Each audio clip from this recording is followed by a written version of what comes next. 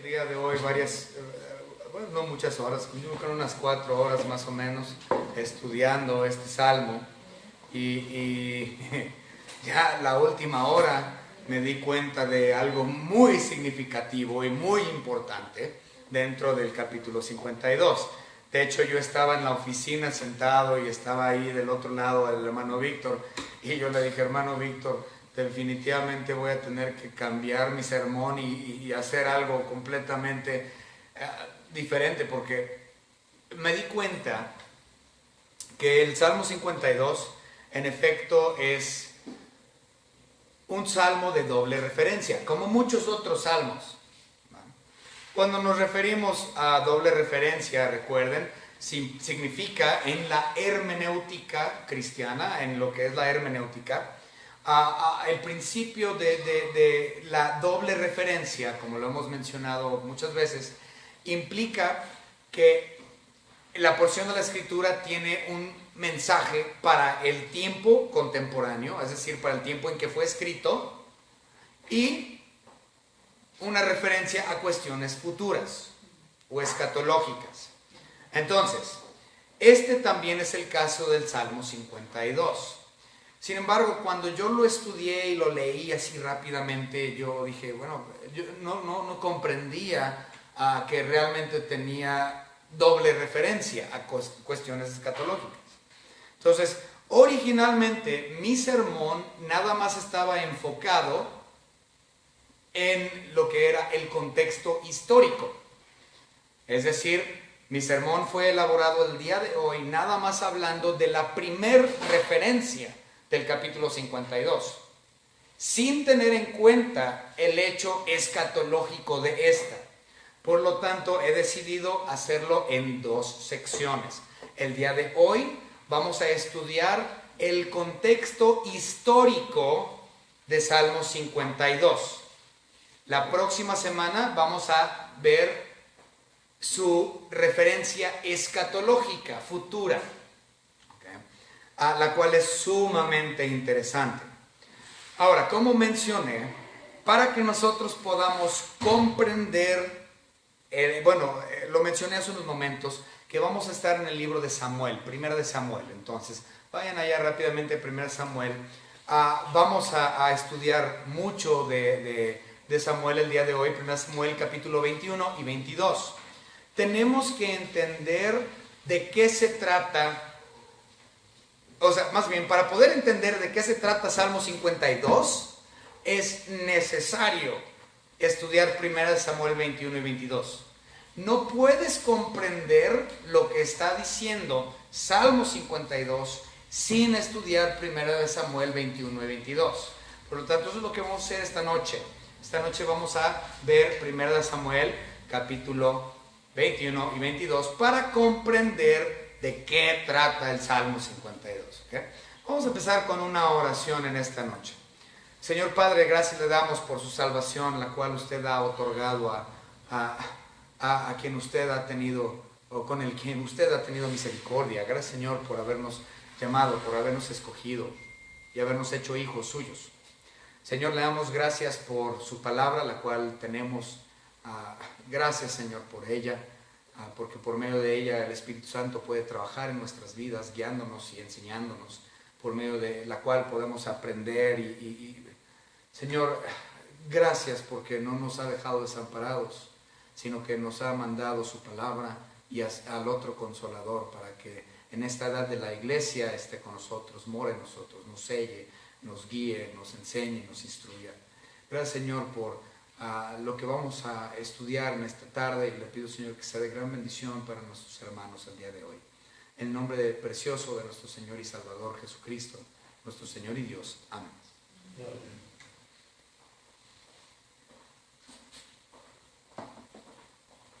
Muy bien. El tema que tiene el capítulo 52, porque recuerden, los salmos ya vienen con temas, muchos de ellos, y ustedes pueden ver que este es un canto, que este es algo que se cantaba dentro de los muchos himnos y canciones hebreas. Sabemos que era un canto hebreo de los judíos porque ahí dice al músico principal. Hemos visto esto muchas veces. Es decir, que David, y sabemos que David es el escritor porque dice masquil de David. Entonces David es el escritor, el Espíritu Santo el autor del capítulo 52. Entonces David le da esta letra, él le da esta letra del capítulo 52 al músico principal. Que recuerden que había 3 músicos principales a través de los años. No sabemos exactamente a cuál, yo siempre considero que es Asaf, pero bueno, quién sabe. El asunto es de que David le da este poema, esta canción, al músico principal, le dice, ponle música para que los hijos de Israel lo toquen y lo canten. Pues dice masquil de David. Recuerden, la palabra masquil en la Biblia significa instrucción, o es decir, didáctico o pedagógico. ¿Okay? Entonces eso significa masquil. Es decir, que David está tratando con este himno de instruir al pueblo hebreo de algo muy específico. Y para que ellos recuerden, yo lo mencioné hace varios meses, yo creo, dentro de la cultura hebrea ellos marcaban los eventos importantes a base de canción. Entonces, si el rey se casaba, hacían una canción. Si el rey se moría, hacían una canción. Si celebraban algún evento, no sé, alguna fiesta, hacían canción. Cualquier cosa histórica se hacía una canción. Okay. Entonces, de esa manera es que ellos recordaban su historia.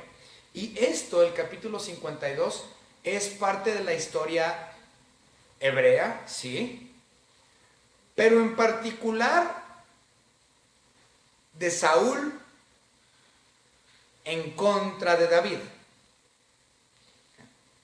Todo el capítulo 52 de Salmos es un recordatorio de un evento muy específico que sucedió cuando Saúl estaba tratando de matar a David. Recuerden que el rey Saúl todavía era el rey legítimo, y por envidia Satanás puso odio en el corazón de Saúl, y Saúl buscó siempre asesinar a David. Entonces, durante ese tiempo fue que sucedió este Salmo 52.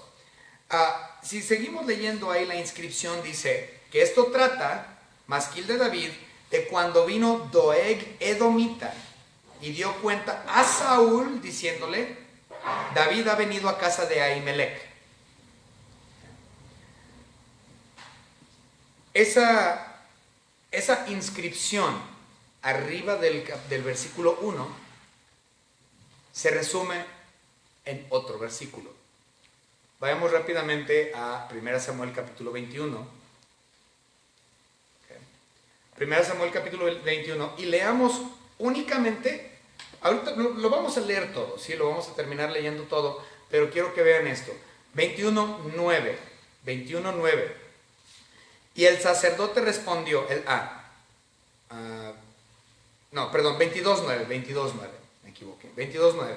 Dice, entonces Doeg Edomita, y si ustedes ven ahí el versículo 9, es el mismo nombre que viene aquí en el 52, el capítulo 52 de Salmo. Cuando vino Doeg Edomita, ¿ok? Entonces si leemos 1 Samuel 22:9, dice, entonces Doeg Edomita, que era el principal de los siervos de Saúl, ¿okay?, respondió y dijo, yo vi al hijo de Isaí que vino a Nob, a Ahimelech, hijo de Ahitob.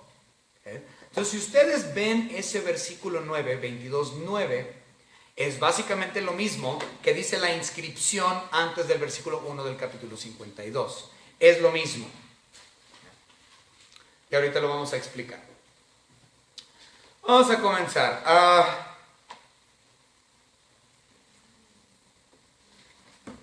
David está siendo cazado por Saúl. Saúl lo está cazando, Saúl lo está buscando, lo quiere matar. Entonces, David lo que hace es, él dice, yo voy a ir a Aquis, Él quería ir a ese lugar llamado Aquis a buscar refugio ahí con el rey. Veamos el 21:10. Dice, y levantándose David aquel día huyó de la presencia de Saúl y se fue a Aquis, rey de Gat. ¿Okay? Eso dice 21:10. Entonces, David quería esconderse de Saúl porque Saúl lo estaba persiguiendo y él dijo en su mente, no, pues yo me voy a ir a Aquis y voy a buscar ahí refugio. Pero antes de llegar a Aquis, en su camino hacia Aquis, él llega primero a Nob. ¿Okay? Veamos el 21:1. Entonces, él ya tenía la mentalidad de que él iba a ir a Aquis para buscar refugio allá.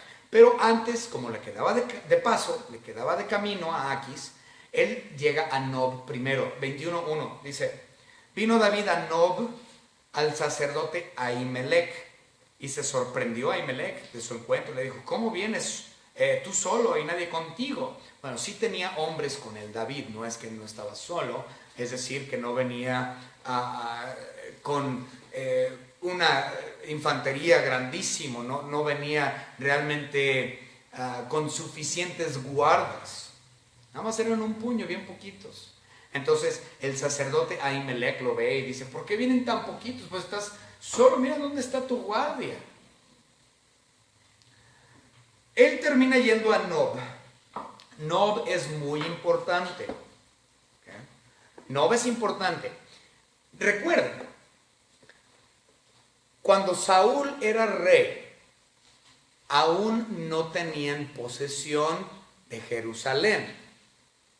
Jerusalén fue adquirida después de que David llegó a ser rey. Aquí Saúl todavía es rey. Jerusalén no es parte de la geografía israelita en este momento. Y recuerden, ellos no tenían un tabernáculo hecho de material bajo Saúl. Todavía tenían el tabernáculo como el tabernáculo del desierto, ¿sí? El tabernáculo de Moisés como tal, el tabernáculo ese de que Dios les dijo en Éxodo cómo lo hicieran, todavía tenían ese tabernáculo cuando Saúl era rey y antes de David. De hecho, fue sino hasta Salomón, hijo de David, que se construyó ya el tabernáculo en Jerusalén. Por lo tanto, ellos todavía tenían ese tabernáculo. ¿Y saben dónde se encontraba el tabernáculo? Obviamente no era Jerusalén. ¿Dónde se encontraba el tabernáculo? En Nob. ¿Okay? Entonces, en ese momento, el tabernáculo que tenían con Moisés en el desierto, ahora bajo Saúl, se encuentra en el poblado de Nob. ¿Okay? Ahora, el poblado de Nob también era conocido como la ciudad de los sacerdotes. Había muchos sacerdotes en Nob. Mayormente porque ahí estaba el tabernáculo en ese momento en específico. ¿Okay? Entonces David, yendo hacia Aquis, de paso llega a Nob y estando ahí en el tabernáculo se encuentra con Ahimelech y le dice a Ahimelech, oye Ahimelech, tú sabes muy bien básicamente que me viene siguiendo Saúl, ¿no? Me viene siguiendo Saúl me quiere matar y yo te estoy pidiendo ayuda. Ahimelech, yo te estoy pidiendo ayuda. Y Ahimelech se lo extiende.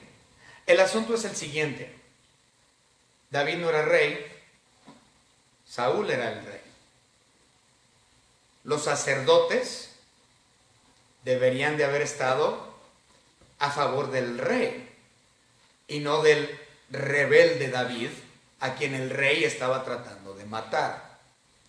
Entonces, se supone que los sacerdotes tenían que haber chismeado. En cuanto vieron a David, ellos tenían que haberle dado el chisme a Saúl, porque se supone que ellos debían rendirle a él,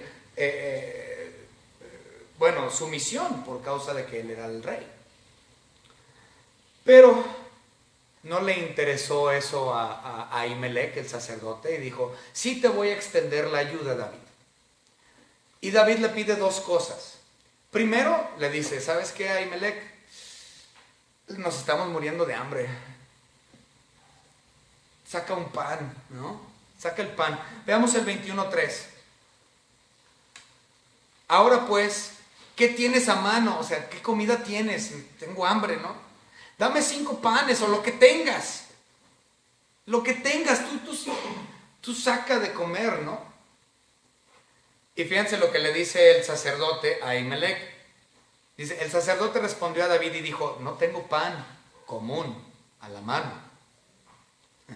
Solamente tengo pan sagrado, pero lo daré si los criados se han guardado a lo menos de mujeres. Dice Ahimelech, ok, mira, no tengo pan normal, tengo pan sagrado. A lo que se refería con el pan sagrado era pan de los 12 panes de la proposición. ¿Okay? Recuerden que dentro del tabernáculo estaba el atrio, que era la explanada principal, por así llamarlo, y adentro del atrio se encontraba un edificio que medía 10 por 30. Ese 10 por 30 estaba dividido en 2 secciones, lugar santo, lugar santísimo. En el lugar santo, que es el que medía 10 por 20, que es el primer cuarto, ese cuarto, bueno, 10 por 20 codos, estoy hablando en codos, no estoy hablando en metros. Entonces 10 por 20 codos era lo que medía el lugar santo, y adentro de ese lugar había una mesa, la mesa de la proposición, la mesa de los panes, y se ponían ahí sobre esa mesa 12 panes, representando a las 12 tribus de Israel, 6 de cada lado de la mesa. Esos panes se cambiaban cada Shabbat, es decir, cada sábado. Entonces, cada sábado esos panes se sacaban y se metían unos nuevos. Nadie podía comer de ese pan. Era pan ofrecido a Dios. Nadie podía consumir de ese pan sagrado. Pero aquí Ahimelech le dice, mira David, ¿tienes hambre? Mira, es el único pan que yo tengo. Pero te lo voy a dar a comer con una condición.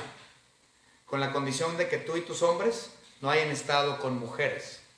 Si ustedes han estado completamente limpios y no han tenido relaciones sexuales ni nada, o sea, es la condición que yo les pongo y yo les doy los panes. Y así fue como pasó. David le asegura, no, dice, pues no hemos visto mujeres en días. Dice, no hemos estado con mujeres, no, ni las hemos visto. Entonces dice Ahimelech, perfecto, coman de este pan. Eso lo podemos ver en el versículo 5. Y David respondió al sacerdote y le dijo, en verdad las mujeres han estado lejos de nosotros ayer y antier. Cuando yo salí, ya los vasos de los jóvenes eran santos, aunque el viaje era profano. ¿Cuánto más no serán santos hoy sus vasos? Así el sacerdote le dio el pan sagrado, porque ahí no había otro pan, sino los panes de la proposición, los cuales habían sido quitados de la presencia de Jehová, es decir, los acababan de sacar, porque lo más seguro es que era día sábado o día domingo, y acababan de cambiar pues los panes, y habían puesto nuevos, los cuales habían quitado la presencia de Jehová, para poner panes calientes el día que aquellos fueron quitados. En otras palabras, en Shabbat, en el día sábado, quitaron los panes que ya tenían una semana de viejos y pusieron panes calientitos. Y esos panes que tenían una semana de viejos, pan ya rancio, es lo que le dieron a David y a los suyos. Y le dijo, con tal de que no se contaminaran con mujeres, éntrenle. Esa fue la primera petición que tuvo David ante Ahimelech. Dame de comer. Después, él tuvo una segunda petición. La segunda petición que hizo David al sacerdote Ahimelech es, bueno, ya nos diste de comer, ahora lo que necesitamos son armas, porque viene Saúl y nos está buscando para matarnos y necesitamos armas. ¿Qué armas tienes aquí? Vamos a verlo, versículos 8 y 9 del capítulo 21 del 1 Samuel. Y David dijo a Ahimelech, ¿no tienes aquí a mano lanza o espada? Porque no tomé en mi mano mi espada ni mis armas, por cuanto la orden del rey era apremiante. O sea que tenía que salir tan rápido que no tuvo chance ni siquiera de agarrar sus armas. Y dice, y el sacerdote respondió, pues la espada de Goliat el filisteo, al que tú venciste en el valle de Ela, está aquí envuelta en un velo detrás del efod. Si quieres tomarla, pues tómala. porque aquí no hay otra sino esa, es la única que hay. Y dijo David, pues ninguna como esa, es la mejor en el mundo, dame esa. Échala. Y desenvuélvela ahí del manto y tráemela, o sea, me la llevo. Si es lo único que tienes, yo necesito con qué defenderme. Entonces Ahimelech le da la espada y le da de comer. Ante los ojos, bueno, me voy a adelantar un buen, pero ante los ojos de Saúl, esto era ser cómplice. Saúl estaba buscando a David y el hecho de que Ahimelech no le dijo a Saúl que David estaba ahí, o sea, no le llevó el chisme, sino que al contrario le ayudó a darle de comer y le ayudó al armarlo con la espada de Goliat. Entonces Saúl lo consideró cómplice en el crimen. Y de hecho, bueno, vamos a leerlo. Vámonos a capítulo 22, 1 Samuel capítulo 22, y vamos a leer los versículos 11 al 13. Aquí en 22, 11 al 13 nosotros vemos cómo lo considera Saúl al sacerdote Ahimelech.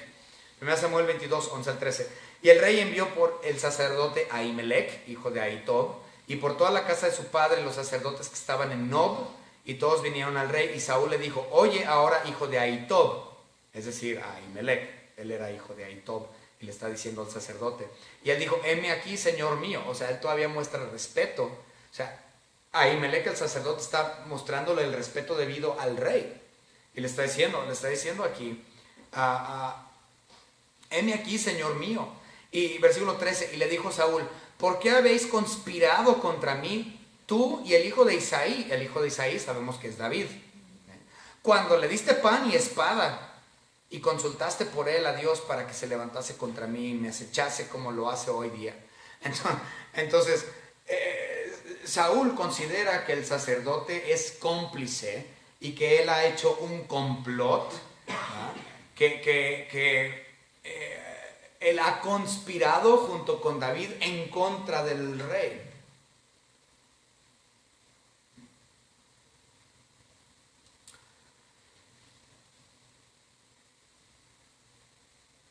Pero, bueno, vamos a regresarnos al capítulo 21. Resulta ser que durante esta ayuda que le estaba dando Ahimelech a David en Nob, resulta que ahí había un individuo, que ya leímos acerca de él, Doeg. Versículo 7, 21:7. Y estaba ahí, es decir, en el día en que le ayudó a Ahimelech a David, y estaba ahí aquel día detenido delante de Jehová uno de los siervos de Saúl, cuyo nombre era Doeg, edomita, el principal de los pastores de Saúl. En otras palabras, Doeg era empleado de Saúl y se encargaba, era el principal de los pastores. Era ganadero, pues. Era ganadero Doeg. Y era empleado por parte del rey Saúl. Y él se encontraba ahí en el tabernáculo, en Nob, detenido por Dios. No sabemos por qué fue detenido por Dios ahí. Pues, es decir, por qué estaba Doeg ahí. No tenemos idea. Pero sabemos que fue Dios quien quería que Doeg estuviera ahí. Entonces Dios quería que Doeg fuera testigo ocular de la ayuda de Ahimelech hacia David. ¿Okay? Dios así lo quiso. Dios lo detuvo en el tabernáculo. ¿Qué estaba haciendo ahí? No sabemos, pero ahí estaba. Él fue testigo. ¿Y saben qué hizo? Pues fue con su patrón, porque era chismoso. Ahora, David lo reconoció. David reconoció a Doeg y lo tenía, y él sabía que él estaba ahí, presente. Pero él nunca pensó que Doeg iba a ser lengua larga y que iba a ser chismoso. David asumió que Doeg estaba a favor de él. Entonces David considera que Doeg es un traicionero. De hecho, si nos regresamos a Salmos capítulo 52, los primeros 4 versículos, bueno, todo esto habla acerca de Doeg, pero veamos los primeros 4. ¿Por qué te jactas de maldad, oh poderoso? Que ahorita vamos a hablar de eso, muy interesante. La misericordia de Dios es continua. Agravios maquina tu lengua como navaja afilada y hace engaño. Pues, ¿a quién engañó? Pues engañó a David. David consideró que Doeg estaba a su favor, pero lo considera ahora un traidor, porque él fue corriendo a Saúl para decirle a Saúl: oye, Saúl,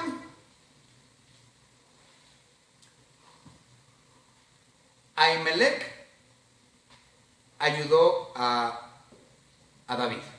Ahí fue de chismoso, a abrir su boca. De hecho, podemos ver que él es chismoso. Fíjense, él tenía un problema con su boca, no sabía cómo arreglarlo. Fíjense, si nosotros vemos de esos primeros 4 versículos, tenemos palabras como jactar, lengua, mentira, palabras perniciosas. Entonces, esto implica que él tenía un problema con la lengua. Era chismoso. Y él corre. Ahora, la palabra perniciosa significa de gran daño. ¿Okay? Palabras que dañan, eso es pernicioso. En otras palabras, David está diciendo: tus palabras al ir de chismoso con Saúl me han dañado, me han afectado grandemente. ¿Para qué vas de metiche, chismoso? Okay.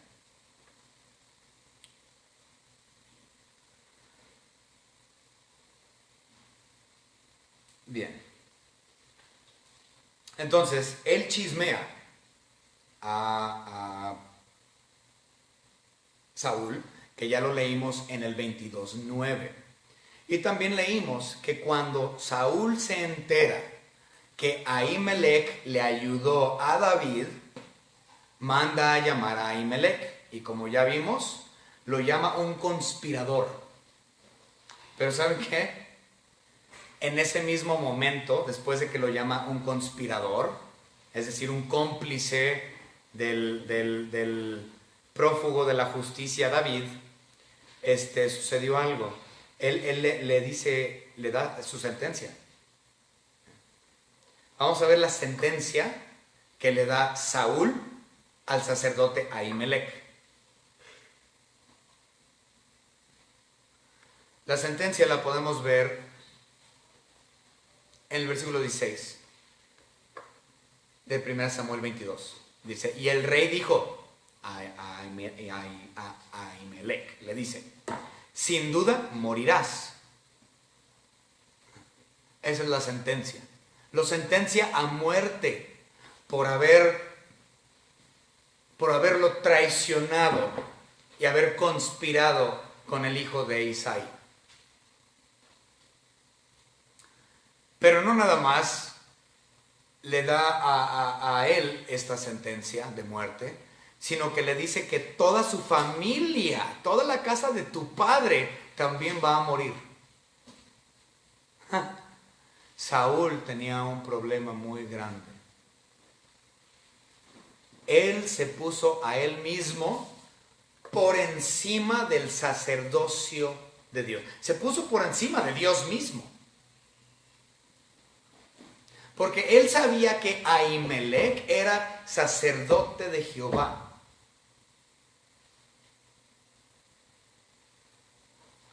Pero ¿saben qué es todavía más feo?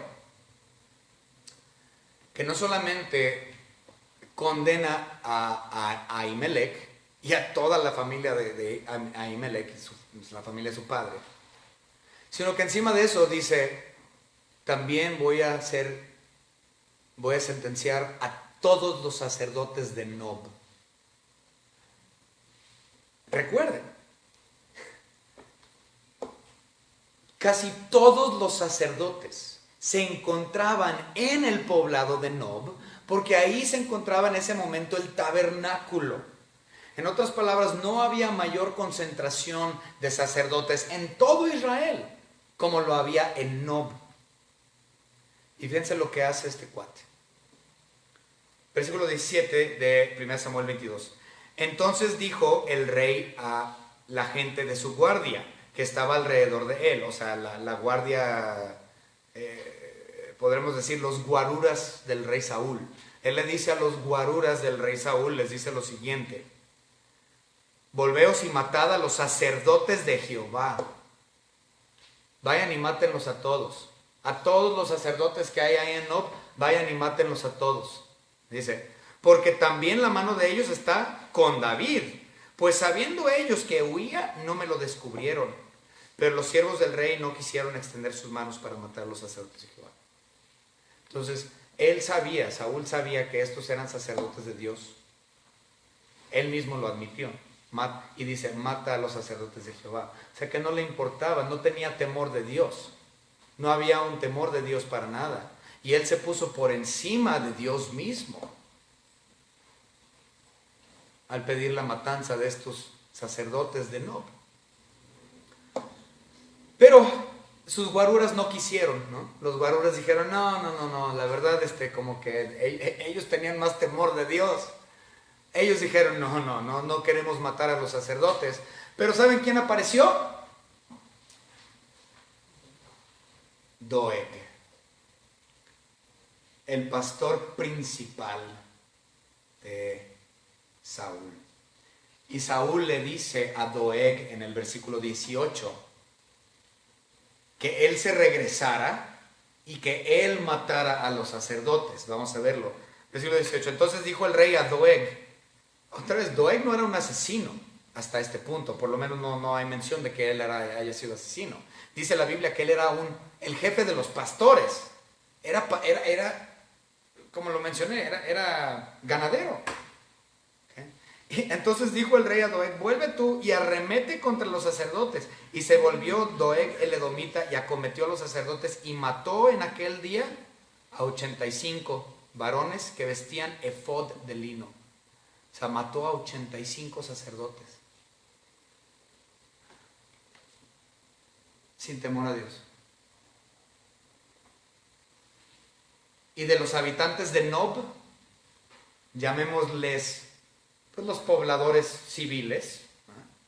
Vamos a verlo, versículo 19. Y a Nob, ciudad de los sacerdotes, hirió a filo de espada hacia hombres como mujeres, niños hasta los de pecho, bueyes, asnos, ovejas, todo lo hirió a filo de espada. Saúl no le dijo que hiciera eso. Él hizo más de lo que Saúl le pidió. Y porque había maldad en su corazón, él fue y mató a bebés, mató a mujeres, mató a hombres, hasta el ganado mató. Porque había maldad en su corazón. Todo lo mató a todo.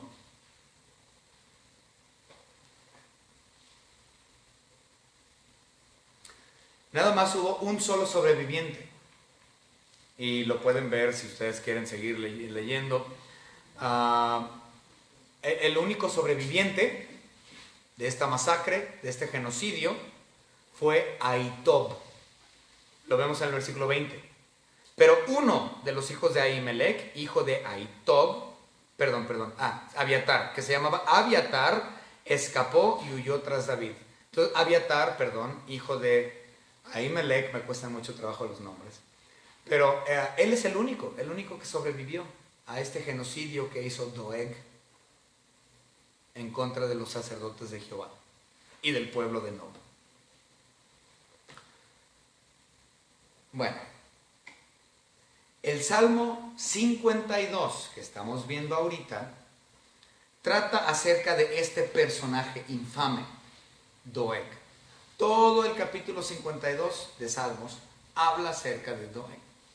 Al principio, yo pensaba, cuando yo lo leí, yo pensaba que el 52 estaba hablando de Saúl como tal, que el capítulo 52 era una referencia al rey Saúl, pero realmente no. Aunque sí podemos darle una aplicación a Saúl también y a todos los hombres del mundo que son tiranos, porque esto también aplica a cualquier tirano, ¿okay? El capítulo 52, pero es en específico a Doeg a quien se refiere Salmo 52. Muy bien, ya sé que fue muchísimo, hermano, de esto, pero si nos vamos a Salmo 52. Entonces, él tenía un problema con su boca, él hablaba mucho, tenía palabra perniciosa, afectó sus palabras a David. Pero si observamos el versículo 52:1, dice, ¿por qué te jactas de maldad, oh poderoso? Lo llama oh poderoso. O sea, David está llamando a Doeg oh poderoso. Pues Doeg no era poderoso. Doeg era rico, tenía lana y confiaba en su dinero. De hecho, eso lo podemos ver en el versículo 7, dice a la segunda parte, sino que confió en la multitud de sus riquezas y se mantuvo en su maldad. O sea, Doeg era poderoso en dinero. Digo, en la ganadería hay dinero. Ustedes saben que los ganaderos tienen lana, hay plata. Pero ahora imagínense, este es el ganadero principal, el jefe de los ganaderos, del rey.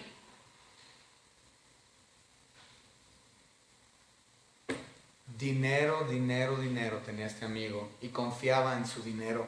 Y él creía que él era poderoso y por lo tanto David dice, oh poderoso. Pero la palabra oh poderoso ahí realmente lo está utilizando en una manera de sarcasmo, ¿no? Porque él se creía poderoso. Saúl también se consideraba poderoso. Ellos, la gente que son tiranos, la gente que es tirana, se cree que son poderosos, yo hago y deshago, soberbios a todo lo que dan. ¿Okay? Así era el corazón de Doeg, como cualquier tirano.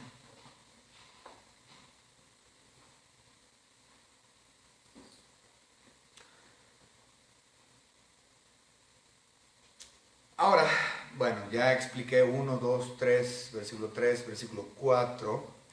Ahora vamos con el versículo 5. Versículo 5, a mi parecer, es el versículo clave de todo el capítulo 52. El versículo 5 dice, por tanto, Dios te destruirá para siempre, te asolará y te arrancará de tu morada y te desarraigará de la tierra de los vivientes. Ese, para mí, es el versículo principal. ¿Por qué?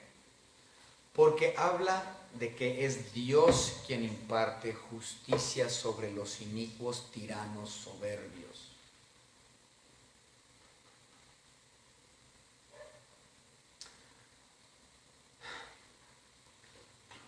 Hay muchos tiranos hoy en día, muchísimos alrededor del planeta. Hay tiranos aquí en México. En todas partes hay tiranía. Y una persona normal dice, pues es que, oye, yo soy afectado por aquel tirano. ¿Cómo me gustaría hacerle algo, impartirle juicio, darle a probar un poco de su propia medicina? Pero últimamente, quien realmente hace venganza en juicio perfecto es Dios.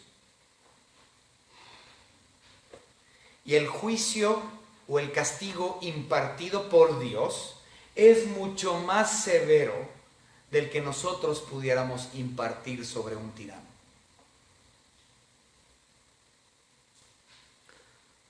Él menciona aquí en el versículo 5 4 cosas. Dice, Dios te destruirá para siempre. Recuerden que es nuestro Señor Dios el único que no solo mata el cuerpo, sino el alma. Entonces, y nosotros no podemos traer un juicio así. El único que puede traer un juicio, un castigo, donde no solamente el cuerpo es muerto, sino el alma también. El único que puede hacer eso es Dios. Entonces su justicia es mayor a la nuestra. Y luego dice el versículo 5, te asolará, o es decir, te sitiará, como cuando un ejército enemigo quiere sitiar una ciudad, lo hace, lo asolará, lo buscará. Es decir, Dios lo está cazando a él. Así como Ahimelech, perdón, así como Saúl estaba cazando a David, así Dios en su justicia perfecta es el depredador que está cazando a su presa, que en este caso es Saúl y Doeg y cualquier otro inicuo. Dios está de cacería en contra de los inicuos. Él los asola, los sitia. Déjenme decirles que Él es mucho mejor cazador que usted y que yo.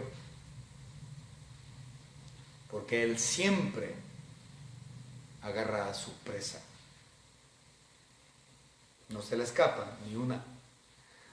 La tercera cosa aquí, y te arrancará de tu morada. O sea, es decir, que le va a quitar su poder. Le va a quitar poder, le va a quitar su dinero, le va a quitar todo, lo va a dejar, o sea, con todo lo que tú confiabas, Dios te lo va a quitar.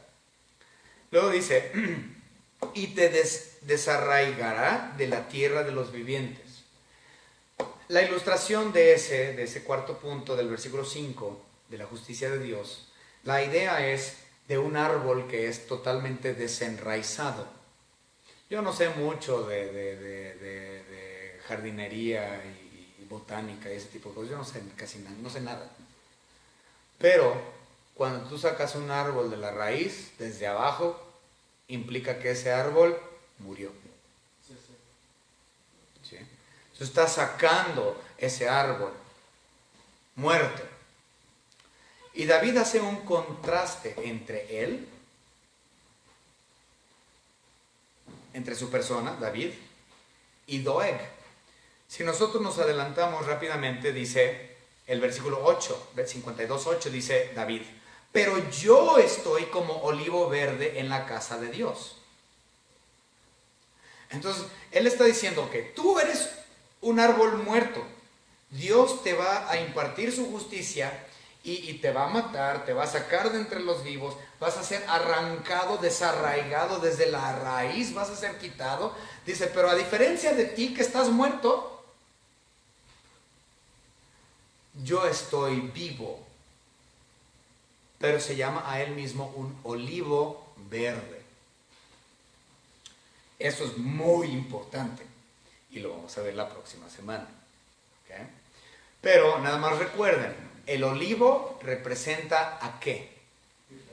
Israel, exactamente. El olivo representa Israel.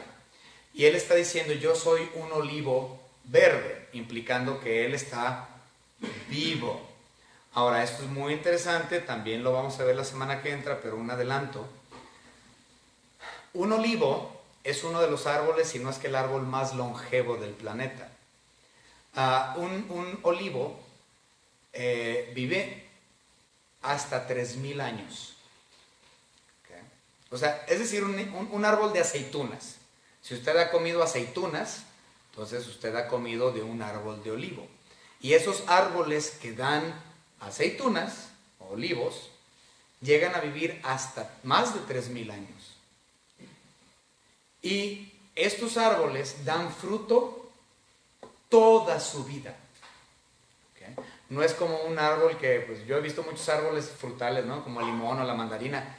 Y están vivos los árboles, pero ya no dan fruto. Y dice el dueño del árbol, no, pues sí, daba como 2-3 años, dio muy bien. Y después de eso ya no dio nada, pero pues ahí se quedó el arbolito. ¿Okay? Ya no dio fruto. Nomás dio 2, 3, 4, 10 años y dejó de dar. Pero el olivo da los 3000 años que vive. Siempre da fruto. Entonces, eso es muy interesante. Les voy a explicar por qué eso es interesante la próxima semana. Ok, muy bien. Nada más no lo olviden. Entonces, continuamos. Muy bien. Continuamos. Versículo... ok. Versículo 6. Es que esto realmente también es para la semana que entra. Lo vamos a leer, pero la explicación real o completa se las tengo que dar la próxima. Dice, verán los justos y temerán, se reirán de él, diciendo, he aquí el hombre que no puso a Dios por su fortaleza, sino que confió en la multitud de sus riquezas y se mantuvo en su maldad. Entonces él había depositado su confianza en sus riquezas. Él había depositado su confianza en su maldad que él hacía. Se jactaba de su maldad. Se jactaba de sus placeres carnales que él hacía. Doeg. Él prefirió la mentira antes que la verdad. Amó el mal antes que el bien. Se mantuvo en esa maldad. Él dependía. Su vida dependía y confiaba en sus riquezas y en la maldad que él producía y el placer que esto le daba. Pero en contraste con Doeg, fíjense lo que dijo David, dice, te alabaré para... Versículo 8. Dice, en la misericordia de Dios confío eternamente y para siempre. Entonces, mientras que Doeg y todos los otros tiranos del mundo, habidos y por haber, confían en maldades, en sus placeres, en su dinero, en sus riquezas, etc. Dice David, no, el verdadero creyente, su fortaleza es Dios. No solamente su fortaleza es Dios, sino que confiamos en las misericordias de Dios. Y si ustedes recuerdan, regresan al 52.1, David afirma en la segunda parte del versículo 1 del 52 que la misericordia de Dios es continua. El problema es de que Doeg no dependía o no confiaba de esa misericordia continua que Dios le daba. Porque Dios no era su fuerte, no era su fortaleza. Observen el versículo 7. He aquí el hombre que no puso a Dios por su fortaleza, sino que su fortaleza fue su dinero.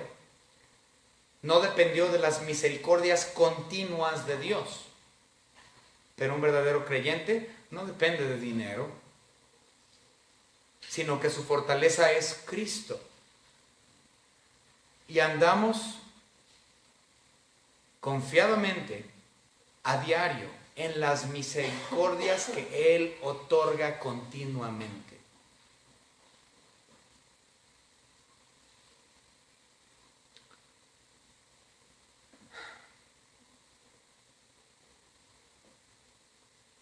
Versículo 9, te alabaré para siempre porque lo has hecho así. Y esperaré en tu nombre porque es bueno delante de tus santos. Todo esto es escatológico, lo cual veremos la próxima semana.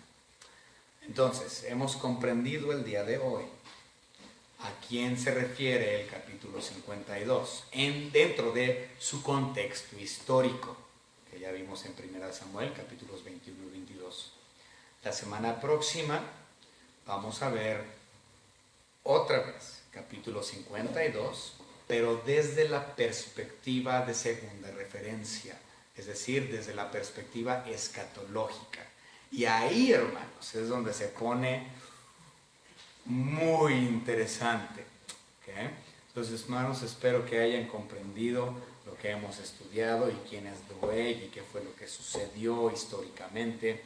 Y ya aprendiendo eso, ya vamos a poder darle esa segunda referencia el próximo miércoles. Espero que haya sido de bendición para ustedes este estudio el día de hoy. Vamos a orar. Señor Padre, gracias le damos porque hemos aprendido un poco más acerca de la historia de Israel y de esta persona non grata, esta persona inicua que confiaba en su dinero, su fortaleza eran sus placeres, el helenismo era lo único que le interesaba, ese era su sumo bien, sus placeres, sus maldades, la jactancia de ellas.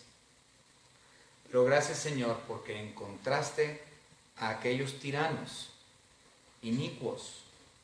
Hay aquellos, Señor Dios, que han sido hechos sus hijos por medio de su misericordia, a través de su gracia, por medio de la fe.